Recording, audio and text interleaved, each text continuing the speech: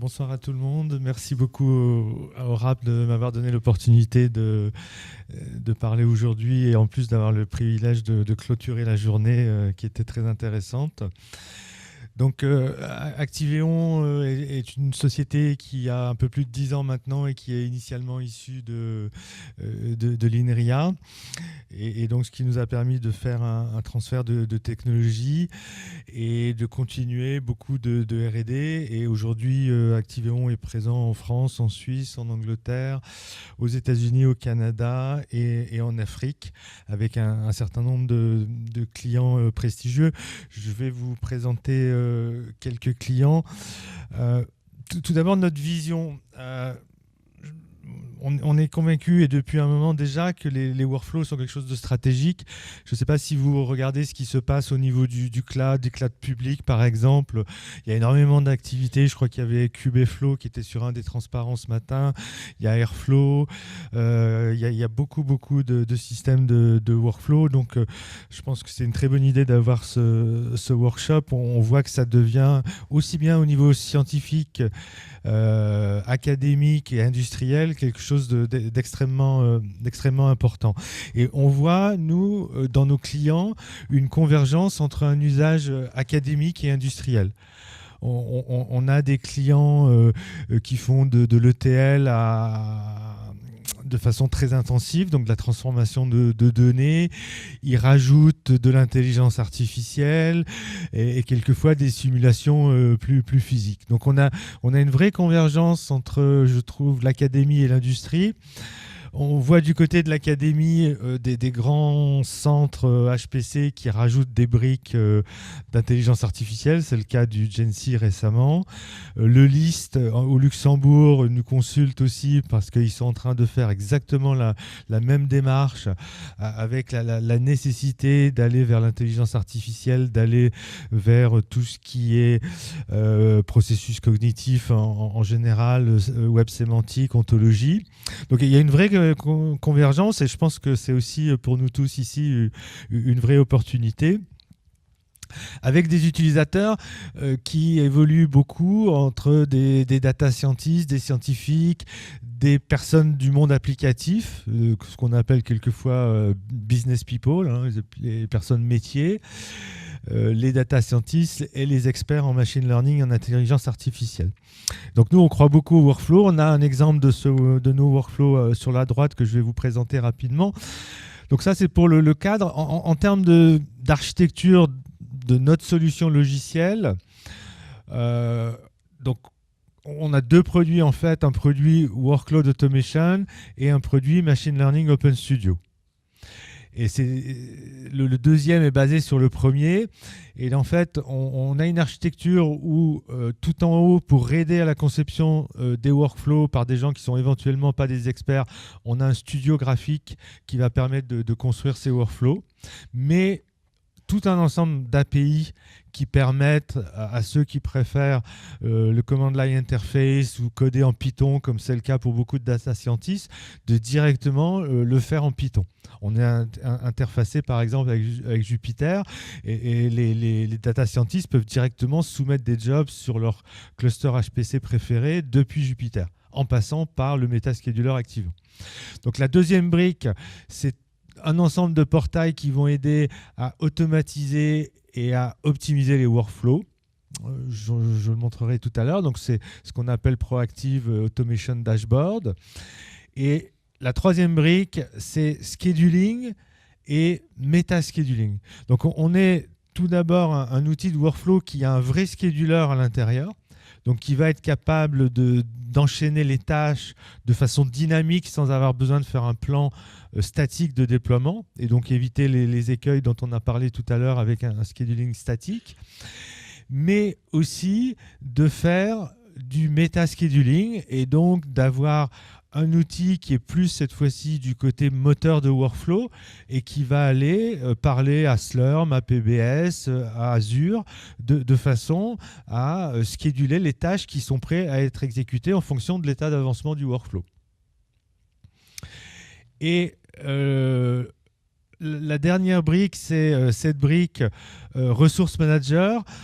Depuis le début, on est convaincu que la gestion des ressources doit être finement couplée à la gestion des tâches. Donc j'aurais peut-être pas le temps de le montrer, mais dans une tâche, on peut dire que l'on a besoin de 4 cœurs pour s'exécuter. On peut dire qu'on est un programme MPI et qu'il faut être sur un seul sous-réseau de façon à s'exécuter avec de l'infiniband. On peut dire qu'on a besoin éventuellement de s'exécuter sur un GPU ou qu'on doit obligatoirement s'exécuter sur un GPU. Donc dans le workflow lui-même, on a un certain nombre d'abstractions pour exprimer des contraintes liées aux ressources d'exécution. Et dans la plateforme, on intègre la gestion des ressources qui est couplée avec le scheduling et qui donc va permettre de faire une affectation très fine entre les tâches du workflow et l'allocation de ressources à ces tâches, voir comment on va le voir, un provisionnement dynamique des ressources dans un cluster PBS ou dans du cloud aux ressources managers de façon à exécuter à la demande de nouvelles tâches. Donc voici un exemple de débordement. Donc directement sur la charge du scheduler, le nombre de tâches à exécuter qui sont prêtes à un instant donné, donc qui sont réellement éligibles pour être exécutées, et pas uniquement présentes dans le workflow, mais non éligibles parce que leurs antécédents n'ont pas encore été terminés. Donc en fonction des tâches éligibles, on va être capable sur différentes policies d'aller chercher des machines virtuelles dans dans Azure ou dans un cluster HPC pour accélérer le développement de l'exécution de l'application. Et bien sûr, on peut contrôler, ça peut être pour certains utilisateurs privilégiés ou pour certains projets qui sont en retard, on veut leur donner un petit peu plus de ressources, donc on va pouvoir contrôler les priorités. Donc il y a un système airbag d'administration et de droit basé sur des rôles. Donc on peut contrôler les différentes politiques que l'on souhaite mettre en œuvre. Donc très rapidement, je vais présenter quelques cas parce que ça permet d'avoir une vision hélicoptère de ce que les gens font avec la plateforme. Donc ça, c'est le CNES qui nous utilise dans sa plateforme d'analyse d'images des satellites Sentinelle d'observation de la Terre.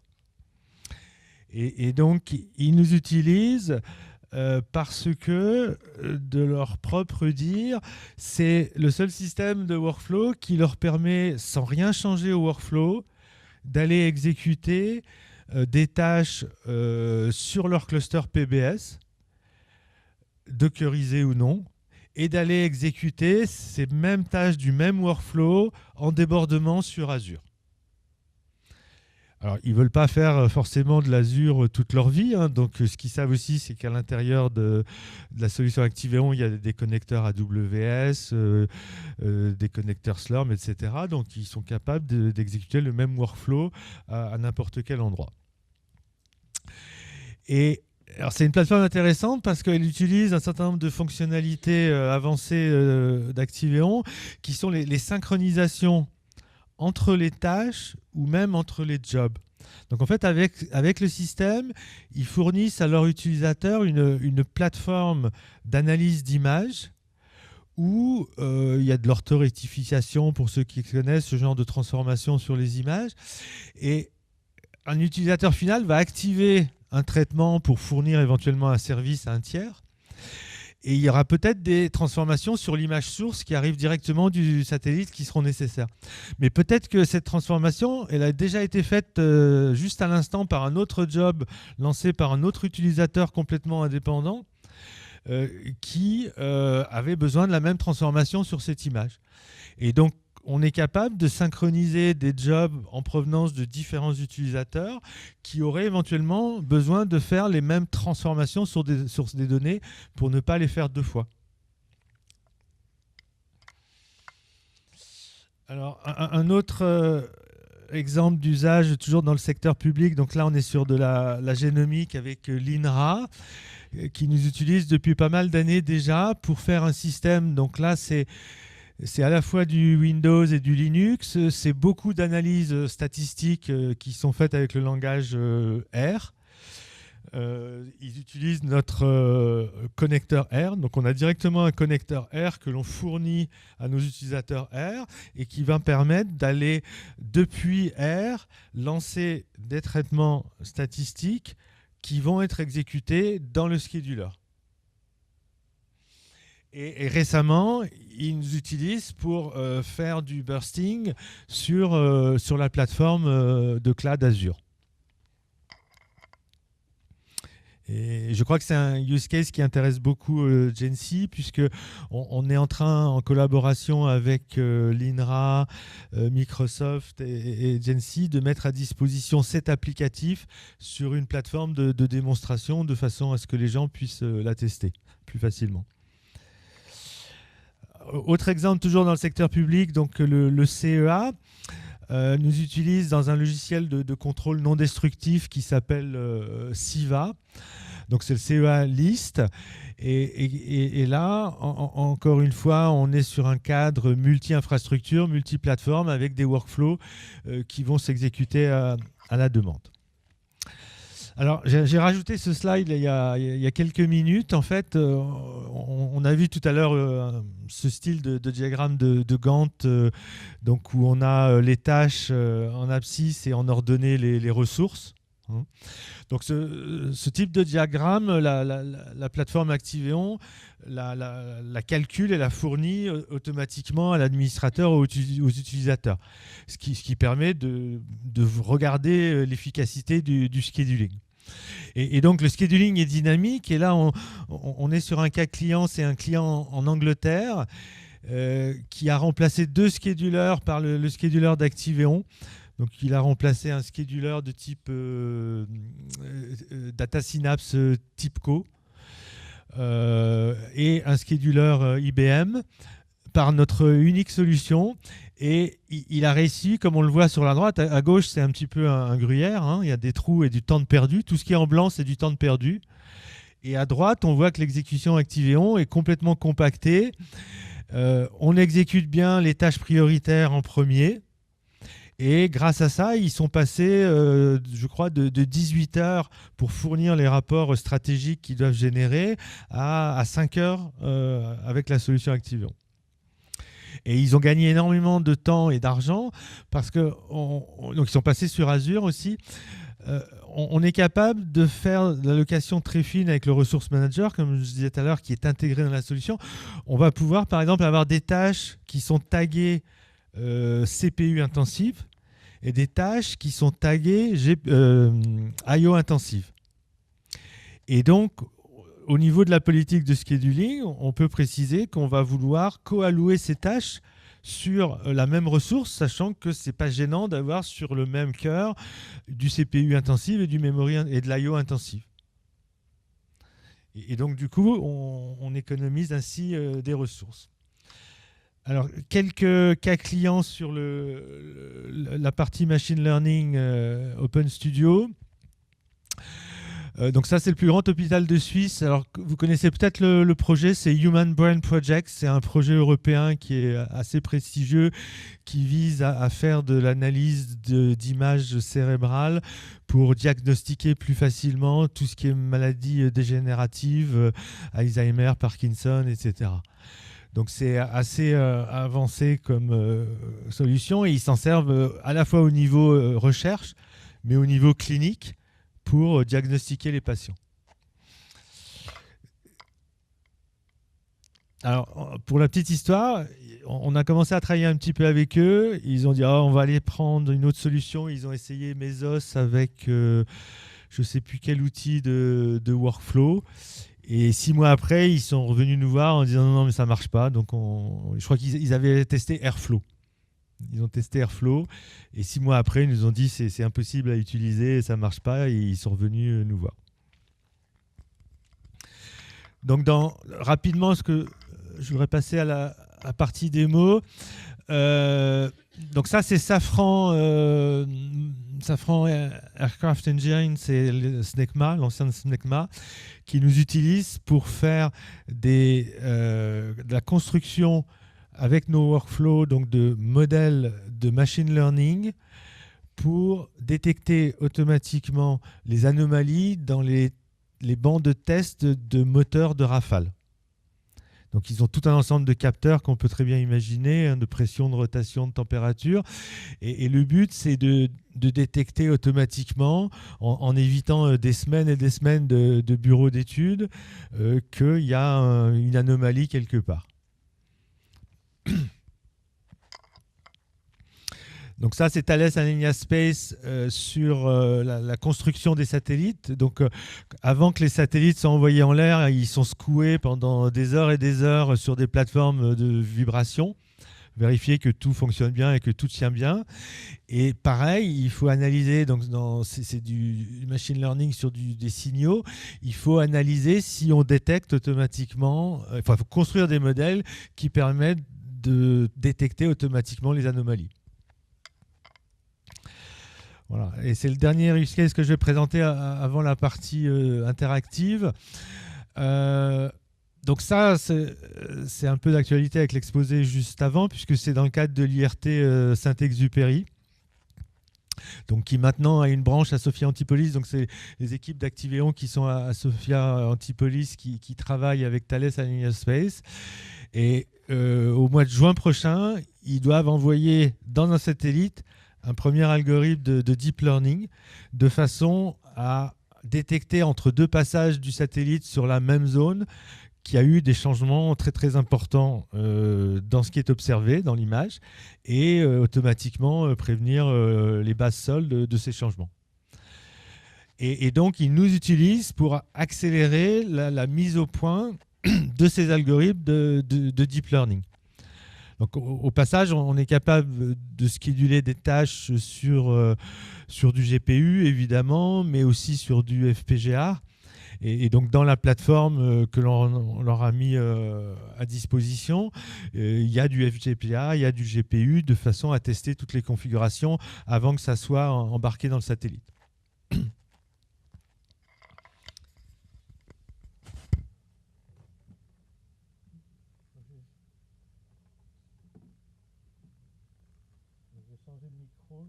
Vous allez peut-être m'entendre un petit peu moins.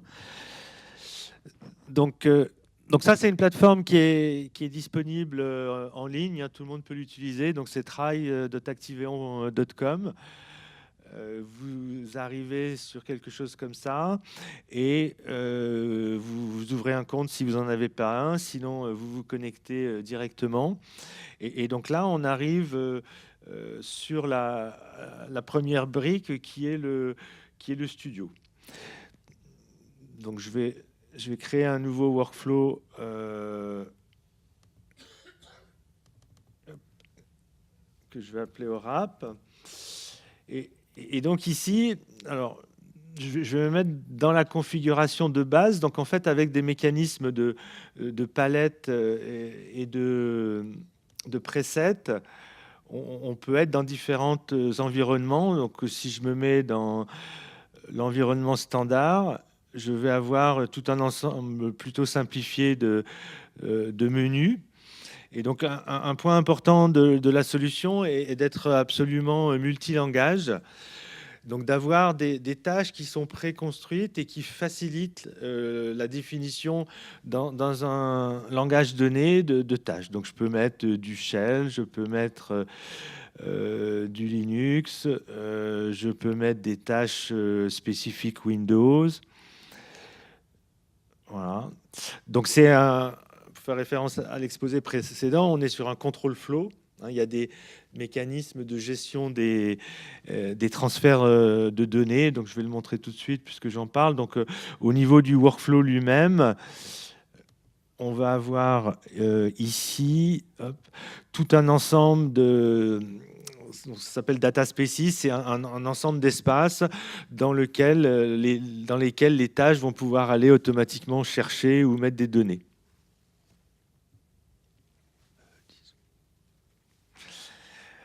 Donc voilà, donc ici je vais rajouter une tâche.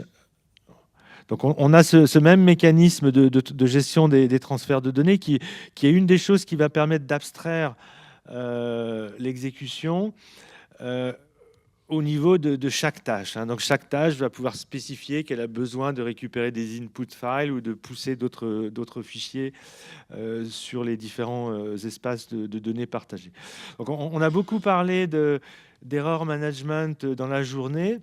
Donc au niveau du workflow et également au niveau d'une tâche, je vais pouvoir préciser différentes politiques de gestion des ressources. Donc typiquement, je vais pouvoir dire s'il y a une erreur, je continue, on verra après. Ou s'il y a une erreur, je suspends les tâches qui sont en dépendance par rapport à la tâche qui est en erreur. Ou au contraire, je laisse terminer les tâches et je suspends toutes les tâches qui n'ont pas commencé. Donc il y a tout un ensemble de politiques et après, on va pouvoir récupérer des alarmes sur les erreurs qui se sont produites et aller voir dans le brick scheduler comment on peut éventuellement récupérer les traitements. Donc, rapidement, ce qui est puissant dans le mécanisme de workflow, c'est tout un ensemble de constructions qui sont prédéfinies. Donc ici, je vais avoir des tests. Ici, je vais avoir des boucles. Je vais avoir également tout un ensemble de replicate. Donc ça, c'est évidemment du paramètre sweeping avec la capacité de gérer de la synchronisation. Mais on fournit aussi des mécanismes des mécanismes plus sophistiqués. Par exemple, un wait for any. Donc je veux lancer tout un ensemble de traitements, mais je ne veux pas attendre que tous les traitements soient terminés pour continuer. Voilà. Donc ça donne une idée de l'outil de workflow. Si je veux exécuter ce workflow, je clique tout simplement ici sur Execute. Je l'envoie, je vais le lancer 2 fois parce qu'il risque de s'exécuter rapidement. Alors, il va se planter parce que j'ai mis une tâche Windows, je n'ai pas fait exprès, et c'est une plateforme sur laquelle je n'ai pas de Windows. Donc une fois que je l'ai lancé, je peux aller voir ce qui se passe dans le scheduler.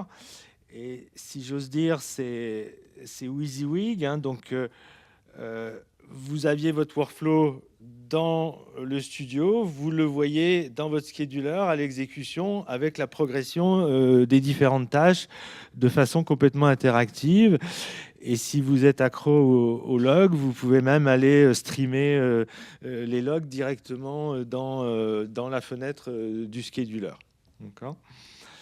Et donc là, voilà, on voit qu'il y a 2 tâches qui n'ont pas pu être exécutées, qui se sont plantées. Là, j'ai continué l'exécution a priori parce que j'avais la politique par défaut. Si je choisis une autre politique au niveau de la gestion des ressources, je vais faire voilà.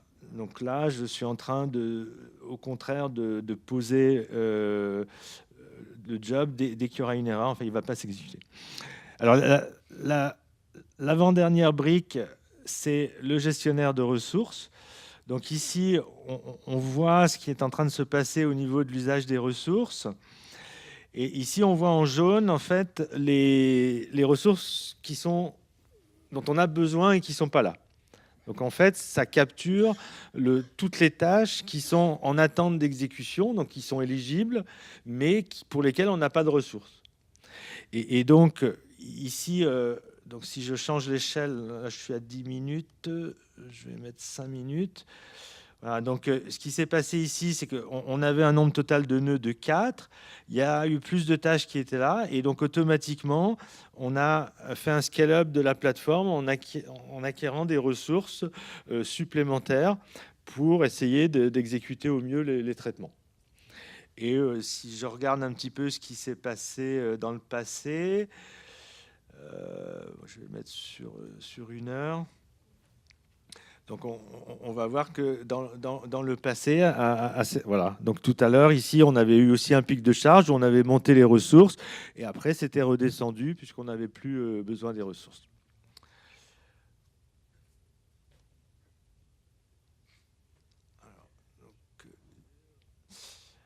Voilà. Et donc la dernière chose que je vais vous montrer, c'est la partie Automation Dashboard. Et on aura vu les 4 briques de l'architecture que je vous ai présentées tout à l'heure. Donc ici, on a un ensemble on a le catalogue qui permet de gérer un ensemble de workflows de façon industrielle, hein, avec la gestion des droits de type airbag, avec du versionning on peut retourner en arrière au niveau du versionning. On sait qui a fait quoi. Il y a une traçabilité en termes des workflows qui est évidemment importante dans l'industrie, mais qui peut être aussi très très importante dans la science pour la reproductivité des expériences. Là, par exemple, j'ai un bucket qui est le bucket AutoML qui va permettre d'accélérer la mise au point des modèles de machine learning. Donc ici, par exemple, je vois que ce workflow-là, il appelle un autre workflow. Donc, on peut générer toutes les dépendances entre les différents workflows, puisque évidemment, dès qu'on commence à faire des choses un petit peu sophistiquées, on ne va pas tout mettre dans le même workflow, mais on va avoir des workflows qui s'appellent les uns les autres. Donc là, je vois que ce workflow va en appeler un autre. Et je crois que c'est celui-là. Ben, lui, il est appelé par deux autres workflows. Et donc là, je vais lancer une optimisation de machine learning. C'est quelque chose qui vient avec la brique Machine Learning Open Studio. Donc, je vais lancer un workflow. Bah, je vais lui dire, bon, tu vas faire que 2 boucles. Et je me dis que j'ai à peu près une dizaine de nœuds. Donc, je vais lui dire de faire 10 exécutions en parallèle de workflow. Donc, c'est un méta-workflow qui a un algorithme, plusieurs algorithmes de tuning qui sont intégrés, et qui va lancer différents workflows. Alors ça peut être des workflows de machine learning, mais ça peut être d'autres types de workflows, de façon à trouver les meilleurs paramètres pour la construction d'un modèle de deep learning, par exemple. Donc on va le soumettre au scheduler. Et donc là, le workflow va démarrer. Donc, si on regarde ce qui se passe au niveau du scheduler, donc le workflow est là. On voit le workflow sous forme graphique dans le scheduler. Alors, j'en ai pas beaucoup parlé, mais là, ce que l'on voit, c'est que ce workflow, il a besoin de services annexes. Donc, par exemple, là, il a besoin d'une base MongoDB. Et il a besoin d'une interface graphique que je ne vais pas utiliser d'ailleurs, mais qui est Wisdom, c'est l'outil de visualisation de Facebook. Donc c'est un toolkit de visualisation graphique qui permet de faire des courbes interactives. Et donc ça, c'est ce à quoi j'ai fait référence sous le nom de PASS, hein. C'est-à-dire que les workflows que vous voyez là pour exécuter des traitements permettent aussi de déployer des services dont on peut avoir besoin sur sa plateforme HPC pour exécuter des choses. On voit bien aujourd'hui que les plateformes HPC évoluent dans le sens d'avoir tout un ensemble de bibliothèques qui sont nécessaires à certaines expérimentations scientifiques. Par exemple, des bibliothèques d'ontologie ou de natural language processing. Et c'est pas possible de mettre tout à disposition de façon native. Et donc là, la solution que l'on offre, c'est d'encapsuler ça dans des workflows. C'est la brique Cloud Automation. Et à la demande, les utilisateurs qui ont besoin de telle brique vont l'activer dans leur workflow et vont l'utiliser comme un service pour réaliser les expériences scientifiques qu'ils doivent faire. Et donc là, on va le voir par exemple ici. J'ai presque terminé. On va le voir ici dans Cloud Automation. Là, je vois, voilà. En fait, il y a un service MongoDB et un service Wisdom qui ont été déployés à la demande par le workflow que je viens de lancer. Et on gère son cycle de vie. Automatiquement, ils vont être supprimés lorsque l'autre traitement n'en aura plus besoin.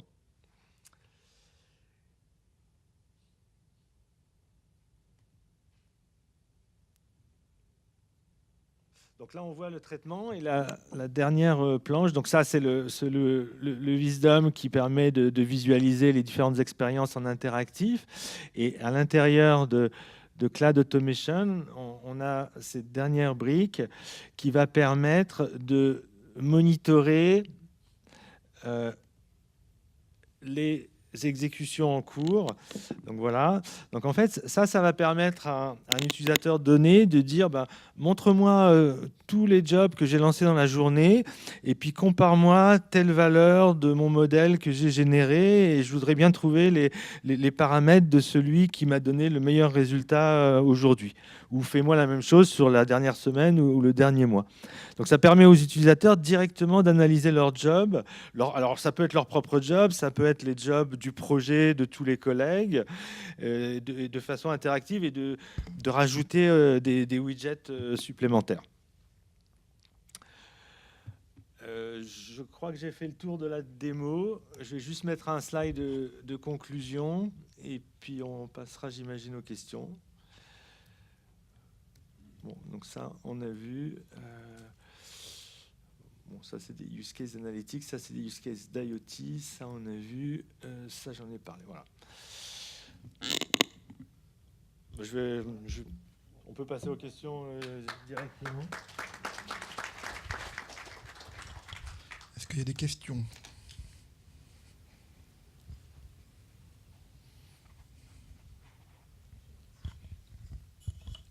Bonjour. Bonjour. Merci pour l'exposé. J'ai pas bien compris comment, en fait, à quel moment vous attachez à vos boîtes les codes sources derrière. Ah, c'est une bonne question. Alors il y a plusieurs façons de faire. Le plus simple, c'est de regarder ici. Donc dans le studio ici, si je prends une tâche Python, on va pouvoir ici spécifier directement dans la partie task implémentation du code qui est en ligne. Donc ça, c'est une première chose. Alors ça a un gros avantage, c'est que du coup, le code qui est mis par les data scientists ou autres, il est versionné avec le workflow. Donc on est sûr que c'est le code de la version 3.1 de ce workflow. Après, on peut référencer dans le catalogue directement des scripts. Donc par exemple ici, si on va voir dans le catalogue, je dois avoir, voilà, j'ai un bucket script. Donc je vais pouvoir gérer dans mon catalogue tout un ensemble de scripts qui vont être inclus par référence dans le workflow. D'accord ? Donc l'avantage, c'est que si on va modifier ce script, tous les workflows qui utilisent ce script vont être modifiés. Alors, si on a un code MPI, ça sera un exécutable. Donc, après, on peut référencer un GitHub ou un autre repository dans lequel il peut y avoir un petit peu tout et n'importe quoi à l'extérieur. Et merci pour la question, elle était très bonne. Une autre question ?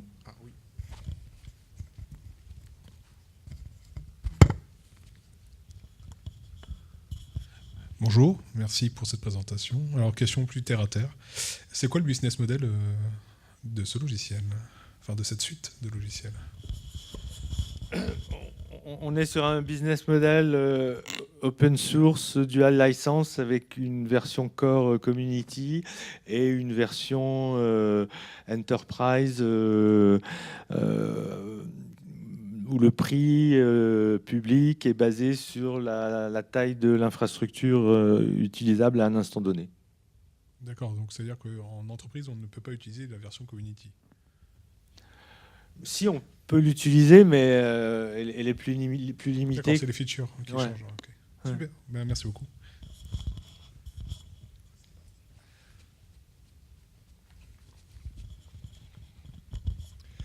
Oui, vous avez mentionné le fait que vous pouviez décharger les tâches sur des clouds publics type AWS ou Azure. Une des difficultés quand on travaille avec ces clouds, c'est de savoir exactement combien d'argent on va y laisser. Et Et donc, je voulais savoir si votre suite avait des critères de soumission conditionnelle en fonction de tarifs. Je sais qu'il y a des heures promotionnelles. Est-ce qu'on pourra faire le calcul du mouvement de données qui va être induit, du temps de calcul, de la facture? Enfin, est-ce qu'il y a ce concept-là dans votre outil ou est-ce que c'est à nous de gérer ça? On va pas pouvoir, je pense simplement, mais c'est programmable. Hein, si on veut le faire, il faut aller taper dans les API des cloud providers et trouver les informations, aller chercher les promos, les heures creuses, etc. Par contre, on peut mettre des limitations sur les budgets qu'on va dépenser, hein, et contrôler ce que l'on dépense. On peut aussi utiliser alternativement des instances non fiables comme sur AWS, j'ai le nom qui m'échappe, enfin, ces instances qui peuvent disparaître à tout instant. Donc ça, on peut le faire. Il n'y a rien qui empêche les nodes sources, hein, qui nous permettent de nous connecter. C'est du code, hein, dans la conclusion, je crois que je l'avais marqué, c'est infrastructure as code. Hein, donc c'est du code qui est ouvert, qui est open source, que nous on fournit un certain nombre de connecteurs et nos utilisateurs académiques ou industriels peuvent très bien étendre ces solutions. Il y a un point que j'ai peut-être pas bien précisé dans le studio et dans le machine learning studio. Donc si je repasse sur... pardon, c'est pas ça que je voulais faire. Si je repasse sur la vision machine learning, parce que c'est là où elle est la plus probante. Tout ce que vous voyez là en termes des palettes de machine learning ou les data connecteurs qui existent, il n'y a rien de verrouillé, il n'y a rien de caché, et n'importe quelle entreprise ou n'importe quel centre de calcul peut étendre ces palettes, les remplacer complètement par d'autres, rajouter des briques, changer la version du connecteur Python qui est utilisé. Et c'est d'autant plus important dans l'intelligence artificielle où tous les 2 mois, il y a un nouveau framework à la mode qui sort et que tout le monde veut le tester. Donc c'est vraiment une philosophie complètement open source et open au niveau de la plateforme elle-même.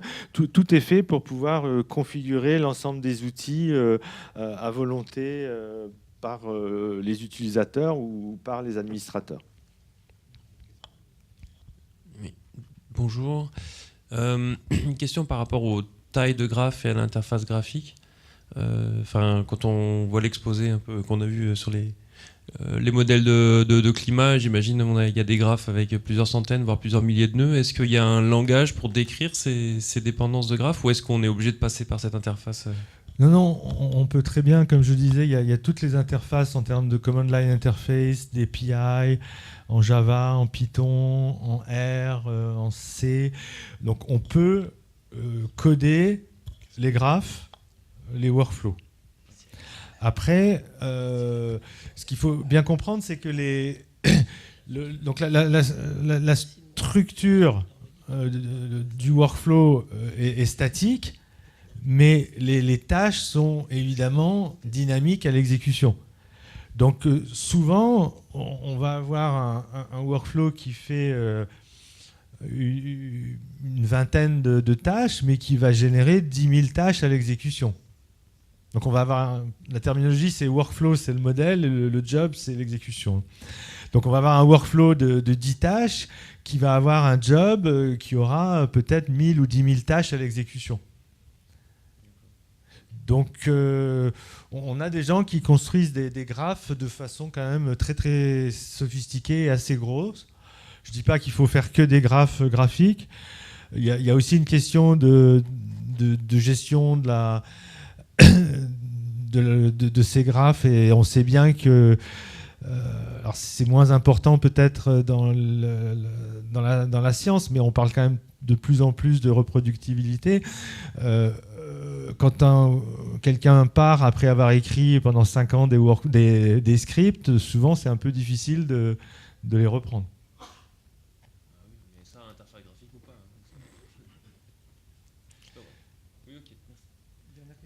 Oui, bonsoir, merci pour cet exposé, très intéressant. Une question pratique sur l'éditeur de workflow tel qu'il est que permet, alors j'ai pas vu de loin, est-ce qu'on peut intégrer un framework deep learning facilement, c'est-à-dire donc connecter un script Python gestion de données à un framework quel qu'il soit, MXNet ou autre. Donc ici par exemple, je vais rajouter le menu deep learning. Voilà. Donc ça, c'est un menu qui fournit un ensemble de briques de base. Moi, je ne les connais pas tous. Peut-être vous les connaissez mieux que moi, FCN, UNet, etc., de deep learning, avec des briques qui sont préconçues pour importer des données facilement. Et si je rajoute des exemples de workflow ils sont déjà là, non? Deep learning, il est où? Il est déjà là, lui. Voilà, ici j'ai des exemples de workflow de deep learning qui sont fournis. Donc tout ça, là, c'est modifiable. Hein. Donc vous pouvez très bien écrire un nouveau workflow et en une commande le pousser dans la palette pour qu'il soit disponible pour tout le monde. D'accord.